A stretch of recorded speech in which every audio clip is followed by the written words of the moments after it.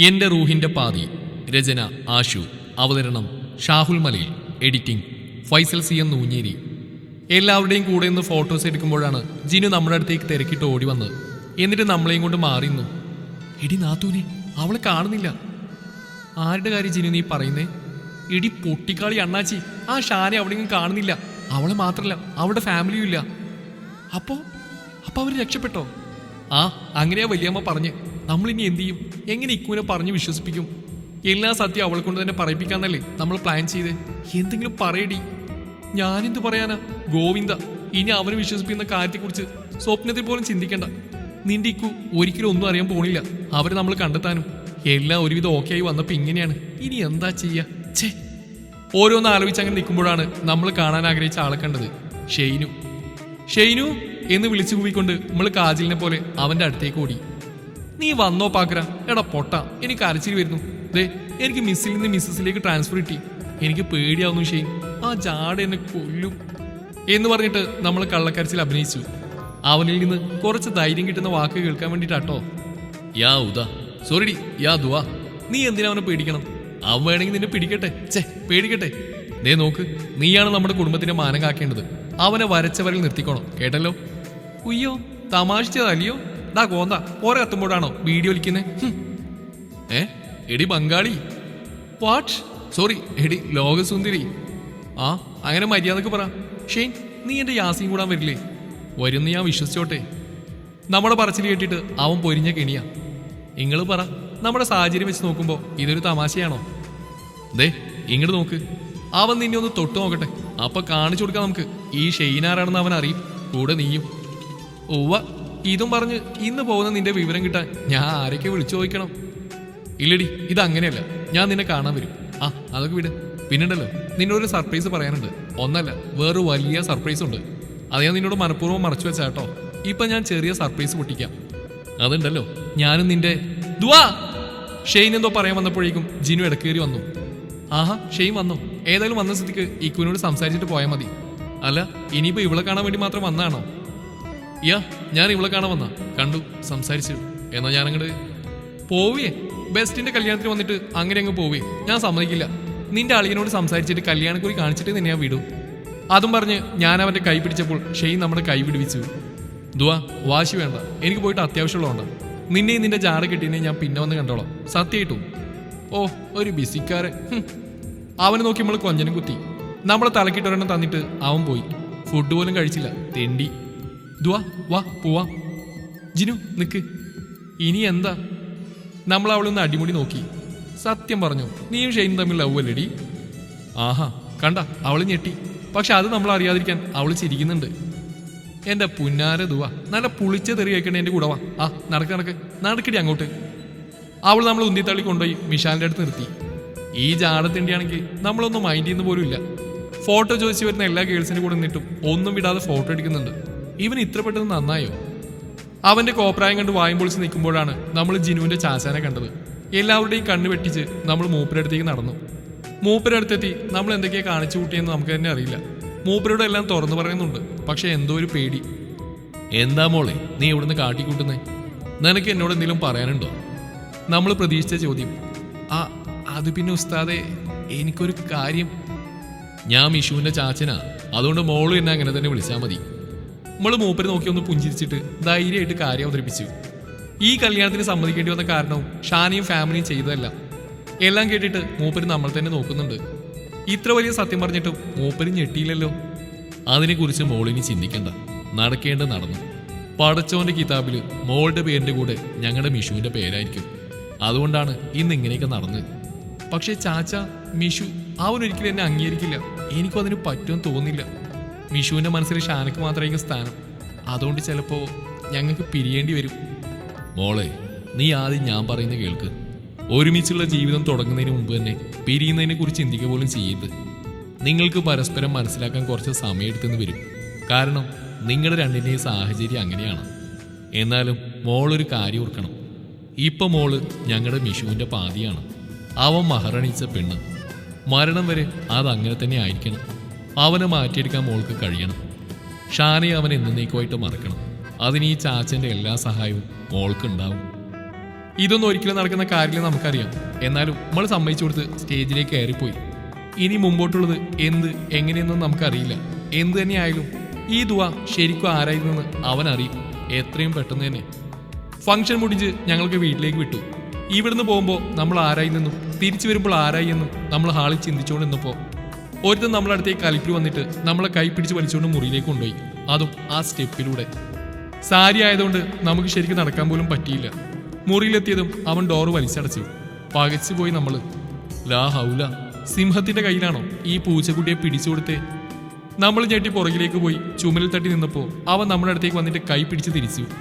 ആ എന്റെ കൈ വിട്, എനിക്ക് വേദനിക്കുന്നുണ്ട്, വിട്. പറയടി, നീയൊക്കെ കൂടി എന്തിനാ ഈ നാടൻ കളിച്ച്? എന്താ അങ്ങനെ ഒരു വാക്ക് നീ ഇതുവരെ കേട്ടിട്ടില്ലേ? നീയൊക്കെ ഷാനയെ ഭീഷണിപ്പെടുത്തി പറയിപ്പിച്ചല്ലേ എന്നെ വിളിച്ച് അങ്ങനെയൊക്കെ പറയണമെന്ന്. അത് കേട്ട് നമ്മൾ ഞെട്ടി. അതെങ്ങനെ ഇവൻ അറിഞ്ഞു? എവിടെ എന്റെ ഷാന? നീയൊക്കെ കൂടി അവളെ എന്താ ചെയ്തേ? ഓ, ഒരു ചാണ തേപ്പ് കിട്ടിയത് മതിയായിട്ടില്ല ജന്തുവിന്. ആ എച്ചി നിങ്ങൾ തേച്ചൊടിച്ച് പോയതാടാ കോന്ത. എന്റെ ജീവന്റെ പാതിയാണ് നീയൊക്കെ പറിച്ചെടുത്ത്. അതിന് നിന്നോട് ഞാൻ ഒരിക്കലും ക്ഷമിക്കില്ല. നീ ഇനി അനുഭവിക്കാൻ പോണേ ഉള്ളൂ. എന്റെ ഷാന എനിക്ക് തിരിച്ചിട്ടുന്നവരെ നിന്നോട് എനിക്ക് വെറുപ്പ് മാത്രമായിരിക്കും. എന്നെ അത്രമാത്രം അവൾ സ്നേഹിക്കുന്നുണ്ട്. നിനക്കതൊന്നും അറിയില്ല. അതൊക്കെ കേട്ടിട്ട് നമ്മളെ തല കിരികിരിന്ന് ആവാൻ തുടങ്ങി. അവൾ പറഞ്ഞുകൂടി ഓർത്തപ്പോൾ നമ്മൾ പോലും അറിയാതെ നമ്മൾ വിളിച്ചു കൂവി. ആ എച്ചിന്റെ കാര്യമാണ് നിങ്ങൾ പറയുന്നേ? ആ എന്നാ കേട്ടോ, അവൾ നിങ്ങളെ സ്നേഹിച്ചിട്ടില്ല. ആ വെള്ളപ്പാറ്റ് ഓൾറെഡി ബുക്കിലാണ്. അത് മാത്രമല്ല, നിങ്ങളൊരു കോമാളിയാക്കുക എന്നായിരുന്നു അവളുടെ ഉദ്ദേശം. നിങ്ങളുടെ സ്വത്തായിരുന്നു അവളുടെ ടാർഗറ്റ്. ഞാൻ അത്രയും പറഞ്ഞു നിർത്തിയപ്പോൾ അവനൊന്ന് ഞെട്ടി. ഭാഗ്യം, വിശ്വസിച്ചല്ലോ. ഓഹോ, അത് ശരി. അപ്പൊ അതായിരുന്നല്ലേ നിന്റെ ഉദ്ദേശം? പെട്ടെന്ന് അവൻ അങ്ങനെ ചോദിച്ചപ്പോൾ നമ്മളാണ് ഞെട്ടിയത്. എന്ത്? എന്റെ സ്വത്തായിരുന്നു നിന്റെ ഉദ്ദേശം? അതിനുവേണ്ടി നീ തയ്യാറാക്കിയ സ്ക്രിപ്റ്റ് ആയിരുന്നല്ലേ ഇത്? ലാ ഹൗല, ഈ പ്രാന്തിന് വട്ടാണോ? ദേ, അനാവശ്യം പറയത്. നിങ്ങൾ ഈ ഉണക്ക സ്വത്ത് കിട്ടിയിട്ട് എനിക്കെന്തിനാ? മുഴുകി തിന്നാനാണോ? അത്രയും പറഞ്ഞിട്ട് നമ്മൾ അവനെ തള്ളി മാറ്റി അവിടെ നിന്ന് ഇറങ്ങിപ്പോയി. ഇതൊരു നടക്ക് പോകൂല. നമ്മുടെ സ്വഭാവം വെച്ച് നോക്കുമ്പോൾ മിക്കവാറും നമ്മൾ അവനെ ചെലവക്കടിച്ച് കൊല്ലാൻ ചാൻസ് ഉണ്ട്. ആ ഇച്ചി ഓർക്കുമ്പോൾ നമുക്ക് ദേഷ്യം വരുന്നു. അവളോടുള്ള അവന്റെ ഉറക്കമല്ല വിശ്വാസം കാണുമ്പോൾ അതിൽ കൂടുതൽ ദേഷ്യം തോന്നുന്നു. പണ്ടാരം. നമ്മൾ നമ്മുടെ മുറിയിലേക്ക് കയറി പോയിട്ട് കുളിച്ച് ഫ്രഷായി പുറത്തേക്ക് ഇറങ്ങിയപ്പോൾ അമ്മായിമാരെല്ലാം അവന്റെ റൂമിലെ ഡോറിന് മുമ്പിൽ ക്യൂ നിൽക്കുന്നുണ്ട്. അവന്റെ റൂമിന്റെ ഓപ്പോസിറ്റാണ് നമ്മുടെ മുറിയുള്ളത്. അവൻ ഡോർ അടിച്ചിട്ടാണുള്ളത്. അവരൊക്കെ ഡോറിൽ ചെവി അടുപ്പിച്ച് വെച്ചിട്ട് ചിരിക്കുന്നുണ്ട്. ഇതിന് മാത്രം ചിരിക്കാൻ അവിടെ എന്താ? ഞാൻ പതുക്കെ അവിടെ പുറകിലൂടെ ചെന്ന് കുഞ്ഞമ്മായിനെ തോണ്ടി. കുഞ്ഞമ്മായി തിരിഞ്ഞു നോക്കിയിട്ട് നമ്മളെ കണ്ട് കണ്ണ് തള്ളി നോക്കി. ഇതെന്താ ഇങ്ങനെ? അമ്മായി എന്താ എന്നെ ഇങ്ങനെ നോക്കുന്നേ? മോള് ഇവിടെ നിൽക്കുവാണോ? അല്ല, അപ്പൊ അകത്ത് മിഷുവിന്റെ കൂടെ ആരാ? അമ്മായി പറഞ്ഞു കേട്ടിട്ട് നമ്മള് വാ പൊളിച്ചു. ആ, അവനകത്ത് ആരോടോ നല്ലോണം ചിരിച്ച് വർത്താനം പറഞ്ഞുകൊണ്ടിരിക്കുക. ഫോണിലൊന്നല്ല, ഞങ്ങൾ വിളിച്ചു നോക്കി. അപ്പൊ ഞങ്ങൾ കരുതി മോളോട് അവൻ ശരിയായെന്ന്. ഇവരിതെന്തൊക്കെയായി പറയുന്നത്? എനിക്കൊന്നും മനസ്സിലാവുന്നില്ല. നിന്നെ കാണാതെ എനിക്കിവിടെ ഇരിക്കാൻ പറ്റുന്നില്ല. നിന്നോട് മിണ്ടാതെ എന്തോ പോലെ. ഇന്നെന്റെ കൂടെ നീ വേണമെന്ന് ഞാൻ ഒരുപാട് ആഗ്രഹിച്ചിരുന്നു. എന്തായാലും നീ വന്നത് നന്നായി. അങ്ങനെ എന്തൊക്കെയോ പറയുന്നുണ്ട്. അത് കേട്ടിട്ട് നമ്മളൊന്ന് ഞെട്ടി. ഇനിയിപ്പോ ഷാനയായിരിക്കുമോ? എനിക്കതറിയാതെ ഒരു സമാധാനമില്ല. കുഞ്ഞമ്മായി, ഇക്കാനൊരു ഡോർ തുറക്കാൻ പറ. നോക്കി നിൽക്കാൻ പറ അമ്മായി. അതിൻ്റെ ഇടയ്ക്ക് നമ്മൾ ഇക്കാന്നൊക്കെ വിളിച്ചു. ചോ, നമുക്ക് നാണം വരുന്നു. ഞാൻ പറഞ്ഞു കേട്ട് കുഞ്ഞമ്മായി, വല്യമ്മായി, കൊച്ചമ്മായി ഒക്കെ വാതിൽ മുട്ടു തുടങ്ങി. രണ്ടാമത്തെ അമ്മായിനാണ് കേട്ടോ നമ്മള് കൊച്ചമ്മായി എന്ന് പറഞ്ഞേ. മോനെ മിഷു, ഡാ നീ എന്തെടുക്കുക? ഈ ഡോറും തുറന്നേ മിഷു. തുറക്കുന്നില്ലല്ലോ. ഇനി അവൻ വടിയായോ? വീണ്ടും വിളിക്കാൻ നമ്മൾ ആവശ്യപ്പെട്ടു. മിഷു, നിനക്ക് എന്താ പറ്റിയടാ? പടച്ചോനെ, ഈ ചെക്കനൊന്നും മിണ്ടുന്നില്ലല്ലോ. മിഷു. ഇവിടുത്തെ ബഹളം കേട്ടിട്ട് എല്ലാവരും ഓടിയെത്തി. സീൻ കോൺട്രയായി. എന്താ ഇവിടെ പ്രശ്നം? വല്യാമ്മയാണ്. ദയിക്ക, മിഷു വിളിച്ചിട്ട് ഡോർ തുറക്കുന്നില്ല. ഇതുവരെ മിണ്ടിക്കൊണ്ടിരുന്ന ചെക്കനാ. സംഭവം കൈവിട്ടു പോയി. എല്ലാവരും കൂടി ഡോർ തല്ലിപ്പൊളിക്കുന്നുണ്ട്. പക്ഷെ അവന്റെ ഒരു വിവരമില്ല. അപ്പൊ അതിനകത്ത് ഷാന തന്നെ ആയിരിക്കും. അതുകൊണ്ട് അവൻ തുറക്കാത്തെ. എന്താ പറ്റിയെന്റെ മോന്? ഡാ മോനെ മിഷു, വന്ന് വാതിൽ തുറക്കടാ മിഷു. ഉമ്മി അത് പറഞ്ഞ് വിഷമിക്കാൻ തുടങ്ങിയപ്പോൾ നമുക്ക് അവനെ തലമണ്ട അടിച്ചു പൊട്ടിക്കാൻ തോന്നി. ഇത്രയൊക്കെ ബഹളം കേട്ടിട്ടും അവൻ തുറന്നില്ല. ജന്തു. നിങ്ങൾക്കൊന്ന് വെറുതെ ഇരിക്ക്, അവൻ ഉറങ്ങാവും. അല്ല, ഇക്കാക്ക് കുറച്ചു മുമ്പ് ഒരു ആരോട് സംസാരിക്കുന്നത് ഞങ്ങൾ കേട്ടതാ. അല്ലേ ദുവാ? ഹനയാണ്. നമ്മൾ അതിൽ തലയാട്ടി കൊടുത്തു. നിങ്ങളങ്ങോട്ട് മാറിക്ക്, ഓനെ ഞാൻ വിളിക്കാം. ആ താടി ഇൻഷോ അതും പറഞ്ഞ് ഡോറിൽ മുട്ടു തുടങ്ങി. ഡാ മിഷു. അവൻ വിളിക്കേണ്ട താമസം. അപ്പത്തിന് ഡോർ തുറന്ന് ആ ജാട ഹംക്ക് പുറത്തേക്ക് വന്നു. അവന്റെ വരവ് വേണ്ടിയിട്ട് എന്തോ ഒരു പന്തികേട്. നമ്മൾ അവനെ അടിമുടിയെ നോക്കി. എന്തോ ഒരു കളലക്ഷണം അവന്റെ മുഖത്ത് എഴുതി വെച്ചിട്ടുണ്ട്. ആ, ഇത് ഓൾറെഡി ഉള്ളതാണല്ലോ. അവൻ നമ്മളെയൊക്കെ കാണിക്കാൻ കോട്ടുവായിട്ടുകൊണ്ട് നിൽക്കുകയാണ്. അതിൽ തന്നെ എന്തോ ഒരു വശപ്പശക്ക്. നീ എന്തെടുക്കായിരുന്നു അകത്ത്? എത്ര നേരമായി ഞങ്ങൾക്ക് തൊണ്ടകാറി വിളിക്കുന്നു. നിനക്ക് എന്തോ ഒന്ന് വേഗം തുറന്ന, മനുഷ്യനെ തീ തിരിച്ചു കൊല്ലാൻ. ഉമ്മി ആകെ കലിപ്പായി. ഷാനെ കിട്ടാതിന്റെ പേരിൽ അവൻ മരിക്കാൻ പോയതാണെന്ന് തോന്നുന്നു. ഞാൻ ഉറങ്ങിയായിരുന്നു ഉമ്മി. ക്ഷീണം കാരണം ബെഡ് കണ്ടപ്പോ ആണ് ഉറങ്ങിപ്പോയി. പച്ചക്കള്ളം, അമ്പട പുളുസു. ഇവൻ എന്തിനാ കള്ളം പറഞ്ഞേ? ഇവ മിണ്ടെന്ന് ഞങ്ങൾ കേട്ടതാണല്ലോ. എന്തൊരു പണ്ടാരാ. ഉറങ്ങിയേ? അപ്പൊ നീ ആരോടെ സംസാരിച്ചത്? അമ്മായിയാണ്. നമ്മളപ്പോ ചോദിക്ക് എന്ന് പറഞ്ഞോണ്ട് നിന്നു. ഞാനോ? എപ്പോ? ആ നീ തന്നെ. നിനക്ക് ആരെയോ കാണാതിരിക്കാൻ വയ്യെന്നൊക്കെ പറഞ്ഞില്ലേ? അത് ഞാൻ അത് ഉറക്കത്തിൽ വിളിച്ചു പറഞ്ഞായിരിക്കും. എന്താ അമ്മായി ഇതൊക്കെ? ഞാനെന്താ കൊച്ചുകുട്ടിയാണോ ഇങ്ങനെയൊക്കെ ബഹളം വയ്ക്കാൻ? എല്ലാവരും ഒന്ന് പോയേ, മനുഷ്യനിവിടെ വയ്യാതെ കിടക്കുക. അപ്പോഴാ അതും പറഞ്ഞ് അവൻ അകത്ത് കയറി ഡോറടക്കാൻ നിന്നു. നീ എങ്ങോട്ടാ? അവിടെ നിൽക്ക്. ഉമ്മിയാണ്. എന്താണെന്ന അർത്ഥത്തിൽ അവൻ ഉമ്മീനെ നോക്കി. നീ എന്താ ഇവളെ കൂട്ടാതെ ഡോറടക്കാൻ നിൽക്കുന്നേ? മോളെ ദുവാ, നീ അകത്തേക്ക് പോയിക്കോ. അത് കേട്ട് അവൻ കലി കയറി നമ്മൾ നോക്കുന്നുണ്ട്. നമ്മൾ പോണോ വേണ്ടോ എന്ന് ചിന്തിച്ചുകൊണ്ട് നിന്നു. മോൾ അകത്തേക്ക് പോ, ഇനി നാളെ സംസാരിക്കാം. അതൊന്നും ശരിയാവില്ല. ഇവള് നിന്റെ കെട്ടിയോളാണെങ്കിൽ അതൊക്കെ ശരിയാവും. മോളെ ദുവാ. ഇനിയും നമ്മൾ പോവാൻ നിന്നാൽ ഉമ്മീന്റെ കയ്യിൽ നിന്ന് കൊള്ളുന്നറിയാവുന്നതുകൊണ്ട് നമ്മൾ നൈസായിട്ട് അകത്തേക്ക് വലിഞ്ഞു. അപ്പോഴാണ് ഉമ്മി സ്റ്റോപ്പ് പറഞ്ഞ്. ഇനി എന്താപ്പ എന്ന രീതിയിൽ നമ്മൾ തിരിഞ്ഞു നോക്കി. മറിയം എന്ന് ഉമ്മി നീട്ടി വിളിച്ചപ്പോൾ മാമി സ്റ്റെപ്പ് കയറിയെന്ന് അവിടെ ഹാജരായി. നമ്മൾ അവരെ ഒന്ന് സൂക്ഷിച്ച് നോക്കി. കണ്ടിട്ട് നമുക്ക് ചിരിയും കരച്ചിലൊക്കെ വരുന്നുണ്ട്. കാരണം മാമി കയ്യിൽ പാൽ ഗ്ലാസുമായിട്ടാണ് വന്നത്. ബലി കൊടുക്കാൻ പോകുന്ന മൃഗത്തിന് ബലിക്ക് മുമ്പ് എന്തെങ്കിലും കഴിക്കാൻ കൊടുക്കാൻ നമ്മൾ കേട്ടിട്ടുണ്ട്. അതുപോലെയാണ് നമുക്ക് തോന്നുന്നത്. ഇന്ന് നിങ്ങളുടെ ആദ്യരാത്രിയല്ലേ? ദാ പാല്. അത് കേട്ടപ്പോൾ നമ്മുടെ നെഞ്ചിലൊരു കൊള്ളിയാൻ മിന്നി. നമ്മൾ വരച്ച് ഗ്ലാസ് വാങ്ങി എല്ലാവരെയും അവസാനമായിട്ട് ഒരു നോക്ക് കണ്ടു. ഇനി എല്ലാവരും പിരിഞ്ഞു പോയിക്കോളി. വല്യന്മാരുടെ ഓർഡർ കേട്ട് എല്ലാവരും പിരിഞ്ഞു പോയി. ഉമ്മിയാണെങ്കിൽ നമ്മൾ പോവാതെ പോയില്ലെന്ന് വാശി പിടിച്ച് നിൽക്കുന്നുണ്ട്. നമ്മുടെ കൈയൊക്കെ വിറക്കുന്നുണ്ട്. ആരോട് പറയാം? രണ്ടും കൽപ്പിച്ച് നമ്മൾ കണ്ണടച്ച് പിടിച്ച് അകത്തേക്ക് കയറി. വാതിലടച്ച് കുറ്റിയിട്ടേക്ക്. അതെന്തിനാ ഉമ്മി? ഷോ, ഇങ്ങനൊരു പെണ്ണ് എന്ന് പറഞ്ഞിട്ട് ഉമ്മി തന്നെ ഡോറടിച്ചിട്ട് പോയി. നമ്മുടെ കൈ പേടിച്ച പോലെ വിറക്കുന്നുണ്ട്. പേടിച്ചിട്ടൊന്നല്ല കേട്ടോ, എന്തോ ഒരു ടെൻഷൻ. പാല് പകുതി നിലത്ത് പോയിട്ടുണ്ട്. നമ്മൾ അവനൊന്ന് ഇടം കണ്ടിട്ട് നോക്കിയപ്പോൾ അവൻ കൈ രണ്ടും ചുരുട്ടി പിടിച്ച് നമ്മളെ നോക്കുന്നുണ്ട്. നമ്മൾ അപ്പോൾ തന്നെ അവനൊന്ന് ഇളിച്ചു കൊടുത്തിട്ട് പാൽ ഒറ്റവലി കുടിച്ചു തീർത്ത് പല്ലിളിച്ച് കാണിച്ചു. എന്നിട്ട് കട്ടിലിൻ്റെ അടിയിലും ബാത്റൂമിലൊക്കെ ഇൻവെസ്റ്റിഗേഷൻ നടത്തി. എന്നാൽ അവളിത് എവിടെ പോയി എന്ന് ചിന്തിച്ചുകൊണ്ട് നമ്മൾ വിരലടിച്ച് നിൽക്കുമ്പോഴാണ് അവൻ നമ്മുടെ മുന്നിൽ കയറിയെന്ന്. എന്നിട്ടൊരു പറച്ചിലും പോ എന്ന്. നമ്മളെങ്ങോട്ട് പോവാനാ? എന്ത്? എന്റെ മുന്നിൽ നിന്ന് പോവാൻ? അയ്യടാ, ഇപ്പൊ പോ, നോക്കി ഇന്നോ. ഇത് നമ്മൾ പതുക്കെ പറഞ്ഞ കേട്ടോ. എന്റെ മുന്നിൽ കയറി നിന്നിട്ട് എന്നോട് പോകാൻ പറയുന്നത് എവിടുത്തെ മര്യാദയാ? അത്രയ്ക്ക് നിർബന്ധമാണെങ്കിൽ ഇയാൾ ഇറങ്ങിപ്പോക്കോ. ഒരടി പോലും അനങ്ങാതെ നമ്മൾ വാശി പിടിച്ച് അവിടെ തന്നെ നിന്നത് പുറത്ത് ഉമ്മയുണ്ടാവും നിർത്തിട്ടാ. ഓഹോ, അപ്പൊ നീ പോവില്ലല്ലേ? ശരി, പോകണ്ട എന്ന് പറഞ്ഞിട്ട് അവൻ നമ്മുടെ മുമ്പിൽ നിന്ന് ഷർട്ടൂരാൻ തുടങ്ങി. യാ റബ്ബി, ഈ വൃത്തികെട്ട ജന്തു ഇത് എന്തോന്ന് കാണിക്കാൻ പോവാ? നമ്മൾ അപ്പം തന്നെ മുഖം പൊത്തി പിടിച്ച് വിരലുകൾക്കിടയിലൂടെ ഒളിഞ്ഞു നോക്കി. പണ്ടാരക്കാരൻ, പകുതി ബട്ടൺസ് ഊരി കഴിഞ്ഞിട്ടുണ്ട്. ഇയാളിത് എന്തോന്ന് ഈ കാണിക്കുന്നത്? തനിക്ക് വട്ടാണോ? ആഹാ, അങ്ങനെ പറഞ്ഞാൽ എങ്ങനെയാ? ഇന്ന് നമ്മുടെ ഫസ്റ്റ് നൈറ്റ് അല്ലേ? അതിനു വേണ്ടിയല്ലേ നീ ഇങ്ങോട്ട് വന്ന്? അപ്പോൾ വന്ന കാര്യം നടക്കട്ടെ. അയ്യേ പ്രാന്ത്, ഇവൻ ഇത്രക്കാരനായിരുന്നോ? ഇങ്ങോട്ട് വാടി എന്ന് പറഞ്ഞ് അവൻ നമ്മുടെ കൈ പിടിച്ചു വലിച്ചപ്പോൾ നമ്മൾ നനഞ്ഞ കോഴിയെ പോലെ അവൻ്റെ നെഞ്ചത്ത് പോയി വീണു. നിനക്ക് എൻ്റെ മുറിയിൽ എൻ്റെ കൂടെ കിടക്കണല്ലേ, ശരിയാക്കി തരാം എന്ന് പറഞ്ഞ് അവൻ വീണ്ടും നമ്മൾ ചേർത്തിരുത്തിയപ്പോൾ നമ്മൾ അവനെ പിടിച്ച് തള്ളി. ദേ, എന്നെ തൊട്ട നീയുടെ കൈ ഞാൻ വിട്ടു, ഓർത്തോ? എന്നാ ഇറങ്ങിപ്പോടി ഇവിടുന്ന്, പോകാൻ തന്നെ വന്ന്. അതും പറഞ്ഞ് നമ്മൾ പോയി ബെഡിൽ നിന്ന് പുതപ്പ് വലിച്ചെടുത്ത് തലയിൽ കൂടി ഇട്ടുകൊണ്ട് വന്ന് അവന്റെ മുമ്പിൽ നിന്നു. പോട്ടെ ജാടപ്പാക്കര, ഡീ നിന്നെ. അവന്റെ കൈ പെടുന്നതിന് മുമ്പ് നമ്മൾ ഓടിപ്പോയി ഡോർ തുറന്ന് തിരിഞ്ഞു നോക്കി. നീ പോടെ ചിമ്പാൻസി. അതിന്റെ മറുപടി നമുക്ക് ഊഹിക്കാവുന്നേ ഉള്ളതുകൊണ്ട് നമ്മൾ തിരിഞ്ഞു പോലും നോക്കാതെ ഒരൊറ്റോട്ടായിരുന്നു നമ്മുടെ മുറിയിലേക്ക്. മുറിയിലെത്തി നമ്മൾ മര്യാദക്കൊന്നും ശ്വാസം വലിച്ചു വിട്ടു. അപ്പോൾ ഉണ്ട് ദാണ്ടേ അടുത്ത പുകില്.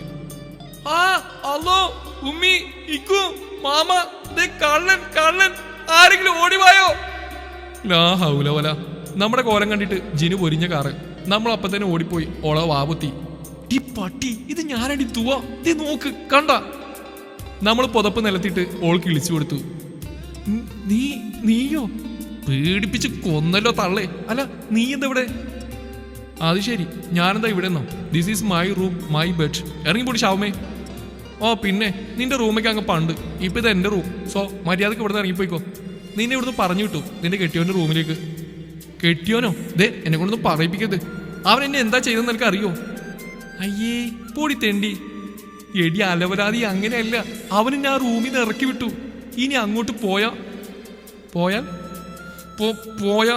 അവനെന്നെ കൊല്ലുന്നാ പറഞ്ഞ്. എനിക്ക് ചോദിക്കാനും പറയാനും ആരും ഇല്ലല്ലോ എന്ന് പറഞ്ഞ് നമ്മൾ പൊരിഞ്ഞ കരച്ചിൽ അഭിനയിച്ചു. അവനിട്ടൊരു പണി. ഓഹോ അത് ശരി, ഇക്കോ അങ്ങനെ പറഞ്ഞോ? എന്നാ അതൊന്ന് അറിഞ്ഞിട്ടെന്നെ ബാക്കി. പടച്ചോനെ കയ്യിന്ന് പോയി. എടി വേണ്ടടി, അത് സാരില്ല, ഞാനിവിടെ കിടന്നോളാം. നീ വാ ചോദിക്കട്ടെ. ഇത് ചോദിച്ചില്ലേ പിന്നെ ഞാനെന്തിനാ നിന്നെ നാത്തൂനാണെന്ന് പറയുന്നേ? അതും പറഞ്ഞ അവൾ നമ്മളെ പിടിച്ചു വലിച്ചുകൊണ്ട് പോയിട്ട് അവൻ്റെ റൂമിന് മുമ്പിൽ നിന്ന് മുട്ടി വിളിക്കാൻ തുടങ്ങി. അപ്പോൾ തന്നെ അവൻ വന്ന് ഡോർ തുറന്നു. നമ്മളെ കണ്ടതും അവന് കലിപ്പ് കയറി. ഇക്കു എന്താ ഇത്? നിങ്ങൾ കെട്ടിയ പെണ്ണല്ലേ ഇതുവാ? എന്തിനാ അവളെ ഇവിടുന്ന് ഇറക്കി വിട്ടേ? ജിനുവിന്റെ ചോദ്യം കേട്ടിട്ട് അവൻ നമ്മളെ തറപ്പിച്ചെന്ന് നോക്കിയപ്പോൾ നമ്മൾ പുരികം പൊക്കി കളിച്ചു. എന്ന് ഇവള് പറഞ്ഞു. ആ അത് ഇവള് പറഞ്ഞിട്ട് വേണം ഞാൻ അറിയാൻ. ദുവാ നീ അകത്തേക്ക് പോയിക്കോ. ഇനി വെക്ക് നിന്നെ ഇവിടുന്ന് പുറത്താക്കിയ എന്നോട് പറ. ഞാൻ പോയി ഉമ്മിനെ കൊണ്ട് ഫൈനൽ തീരുമാനം എടുപ്പിക്കും. പെങ്ങളും കൊള്ളാം, കയറി വന്ന കുരിപ്പും കൊള്ളാം, കട്ടപ്പാര. അവളെ കാണുമ്പോൾ എനിക്കിപ്പോൾ ദേഷ്യമാണ് വരുന്നത്. അന്ന് ഷാന പറഞ്ഞപ്പോൾ തന്നെ ഇറക്കി വിടേണ്ടതായിരുന്നു. ഞാനത് ചെയ്യാത്ത എൻ്റെ തെറ്റ്. ഷാനയെ കണ്ടിട്ടുന്നവരെ അതുവരെ ഞാൻ തൽക്കാലം ക്ഷമിച്ചു പോകുന്നേന്നുള്ളൂ. ബാക്കി പിന്നെ കൊടുക്കാം. ഷാനയെ വിളിച്ചിട്ട് കിട്ടുന്ന പോലുമില്ല. എന്നെ മറന്ന് ഇവിടുന്ന് പോകാൻ അവൾക്ക് എങ്ങനെ കഴിഞ്ഞു? ജിനുവിനെ പറഞ്ഞു വിട്ടിട്ട് ഞാൻ പോയി ബെഡിലിരുന്നു. മുറിയിൽ തന്നെ ടി വി ഉള്ളതുകൊണ്ട് കുറച്ചു നേരം അവിടെ നിന്ന് ചാനൽ മാറ്റി കളിച്ചു. പെട്ടെന്ന് ടി വിയിൽ വന്ന ഒരു പാട്ട് കേട്ടിട്ട് ഇവിടെ ഒരുത്തി സ്റ്റക്ക് ആയിട്ടുണ്ട്.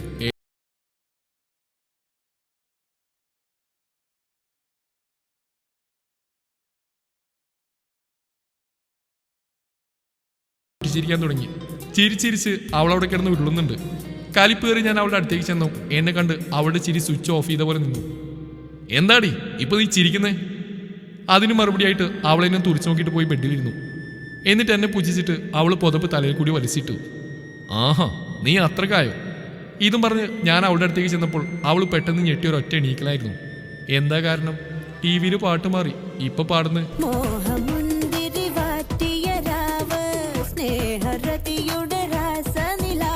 യാഹൂദ, ഈ പാട്ടിന് ഇങ്ങനെ ഒരു അർത്ഥം ഉണ്ടായിരുന്നോ? അത് നമ്മൾ ഇന്നാണ് അറിഞ്ഞ്. വെറുതെ മനുഷ്യനെ ഇടങ്ങാറാക്കാൻ പാതിരാക്കി ടീം വെച്ച് ഇരിക്കും ബലാല്. നമ്മൾ വേഗം റിമോട്ട് എടുത്ത് ചാനൽ മാറ്റിയപ്പോൾ ടോം ആൻഡ് ജെറി വന്നു. ഐഷ്, അത് കണ്ടപ്പോൾ നമ്മുടെ ഉറക്കൊക്കെ കണ്ണം വഴി ഇറങ്ങി ഓടി. നമ്മൾ വായും പൊളിച്ചിരുന്ന് നോക്കാൻ തുടങ്ങിയപ്പോൾ അവൻ കലിപ്പ് കൺട്രോൾ ചെയ്തിട്ട് അപ്പുറത്തെ സൈഡിൽ പോയി കിടന്നു. ജാട, നമ്മുടെ ഉറക്കം കെടുത്തിട്ട് നീ ഉറങ്ങുമല്ലേ? നിന്റെ ജാട ഞാൻ കുറച്ച് തരാടാ എന്ന് മനസ്സിൽ വിചാരിച്ചിട്ട് നമ്മൾ ടി വിന്റെ വോളിയം കൂട്ടി ചിരിച്ച് മറിയാൻ തുടങ്ങി. അയ്യോ എന്തൊരു കോമഡിയാ നോക്കണേ. അയ്യോ ഞാനിപ്പോ ചിരിച്ച് മരിക്കും. ഇവിടെ ആരുമില്ലേ ഇതൊന്നും പറഞ്ഞ് ചിരിക്കാൻ? നമ്മൾ അവനെ നോക്കി വെറുതെ ഇല്ലാണ്ട് ചിരിച്ചതായിരുന്നു. അത്രയ്ക്ക് കോമഡി ഒന്നും ഉണ്ടായിരുന്നില്ലെന്ന് വേണം പറയാൻ. ദേഷ്യം വന്ന് അപ്പൊ തന്നെ അവൻ ചാടി എണീറ്റ് നമ്മുടെ നേർക്ക് വരച്ചാടി. ഡി പുല്ലേ, വേണ്ട വേണ്ടാന്ന് വെക്കുമ്പോ നീയുടെ തലയിൽ കയറി നിന്ന് ഡാൻസ് കളിക്കാണല്ലേ? നിന്നെ ഞാനിന്ന് ശരിയാക്കി തരും. അയ്യോ കാട്ടുപോത്ത്, ഓടിക്കോ. നമ്മൾ ഇറങ്ങി ഓടാൻ നിന്നും അവൻ നമ്മുടെ കൈ പിടിച്ചൊരൊറ്റ വലി. അയ്യോ പൊത്തോ എന്ന് പറഞ്ഞിട്ട് നമ്മൾ ദേ പോണു. നമ്മൾ അവന് മേത്തേക്ക് വീണു എന്ന് മാത്രമല്ല, അവന് പെട്ടെന്ന് ബാലൻസ് ഇട്ടാതെ കട്ടിൽ നിന്ന് ഉരുണ്ട് താഴേക്ക് ഒരൊറ്റ മറിയിലായിരുന്നു ഞങ്ങൾ രണ്ടും. നമ്മൾ അവൻ്റെ മുകളിലായതുകൊണ്ട് നമുക്ക് കാര്യമായിട്ടൊന്നും പറ്റിയില്ല. പക്ഷേ അവന് നല്ലോണം വേദനയായിട്ടുണ്ട്. നമ്മളവൻ്റെ മുഖത്ത് നോക്കാതെ ടി വിയിലേക്ക് നോക്കിയപ്പോൾ ടി വിയിൽ ടോമും ജെറിയും കൂടി പൊരിഞ്ഞ തള്ളി. അത് കണ്ടിട്ട് ചിരിച്ചിരിച്ച് നമ്മൾ അവൻ്റെ നെഞ്ചിലിട്ട് ഒരൊറ്റ അടിയായിരുന്നു. ആ പെട്ടെന്ന് അവൻ്റെ കാറിൽ കേട്ടപ്പോഴാണ് നമുക്ക് ബോധം വന്നത്. നമ്മളവൻ്റെ മുഖത്തേക്ക് നോക്കിയപ്പോൾ ചെക്കൻ്റെ മുഖം ദേഷ്യം കൊണ്ട് മറ്റേ ആ ചുവന്ന ഇമോജിയെ പോലെ ആയിട്ടുണ്ട്. എൻ്റെ ഉമ്മച്ചി, ഇവൻ ഇന്ന് നമ്മുടെ ദുവാ ചമ്മന്തി അച്ചാറുണ്ടാക്കും. ജീവൻ വേണമെങ്കിൽ ഓടിക്കോ ദുവാ എന്ന് സ്വയം പറഞ്ഞിട്ട് നമ്മൾ വേഗം ഓടിച്ചാടി ബെഡിൽ പോയി ചുരുണ്ടുകൂടി കിടന്നു. എന്നിട്ടൊരു ഡയലോഗ് അങ്ങ് കാച്ചി. ദേ എന്നെങ്ങാനും ഇവിടുന്ന് പറഞ്ഞു വിട്ടാ ഞാൻ നേരെ ഉമ്മീൻ്റെ അടുത്തേക്കാവും പോവാം. അതുകൊണ്ട് മര്യാദക്ക് സമാധാന സന്ധി ഉണ്ടാക്കിയിട്ട് അവിടെ എവിടെയെങ്കിലും പോയി കിടന്നോ. നമ്മുടെ പറച്ചിൽ കേട്ടാ തോന്നും ഇത് നമ്മുടെ മുറിയാണെന്ന്. യാ, ഇന്നു മുതൽ ഇത് നമ്മുടെ മുറിയാണ്. അവനെ കൊണ്ട് നമ്മൾ ഖാ ഖാ ഖാ ഖാ ങ ഒക്കെ വരപ്പിക്കും. നീ നോക്കിക്കോടാ ജാടെ, നിന്റെ ജാട ഒടിച്ച് ഞാൻ കയ്യിൽ തരും. ഇതുവരെ ആയിട്ടും അവന്റെ രോദനൊന്നും കേൾക്കുന്നില്ലല്ലോ. ഇവനിത് എവിടെ പോയെന്ന് വിചാരിച്ച് നമ്മൾ തിരിഞ്ഞെടുക്കുന്നു. ദേ കിടക്കുന്നു ചട്ടിയും കാലോ. അവൻ നമ്മളെ നോക്കി പല്ലിറുമിക്കൊണ്ട് കിടക്കുക. നമ്മൾ തിരിഞ്ഞ് ഒരവിഞ്ഞ് കിളി പാസ്സാക്കിയിട്ട് കണ്ണടച്ച് ഉറക്കം നടിച്ച് കിടന്നു. പിന്നെ എപ്പോഴോ ഒന്ന് ഉറങ്ങിപ്പോയി. രാവിലെ അവൻ എണീക്കുന്നതിന് മുമ്പ് നമ്മൾ എണീക്കണമെന്ന് വിചാരിച്ച് കണ്ണുറന്നപ്പോൾ അവൻ്റെ പൊടി പോലും ഇല്ലായിരുന്നു. കുളി നിസ്കാരമൊക്കെ കഴിഞ്ഞ് നമ്മൾ പുറത്തിറങ്ങി നേരെ ജിനുവിൻ്റെ അടുത്തേക്ക് വിട്ടു. അവൾ എണീക്കുന്നേ ഉള്ളൂ. നമ്മൾ ബെഡിലേക്ക് ചാടിക്കയറി അവളെ കെട്ടിപ്പിടിച്ച് കിടന്നു. കുറെ ഇക്ലിയിട്ട് നോക്കിയെങ്കിലും ആ നമുക്ക് എണീറ്റില്ല. അവസാനം അവളെ ചവിട്ടി താഴെയിട്ടിട്ട് നമ്മൾ കിച്ചണിലേക്ക് പോകാനിറങ്ങി. തുടരും ഈ കഥയുടെ ബാക്കി ഭാഗം നാളെ ഇതേ സമയം.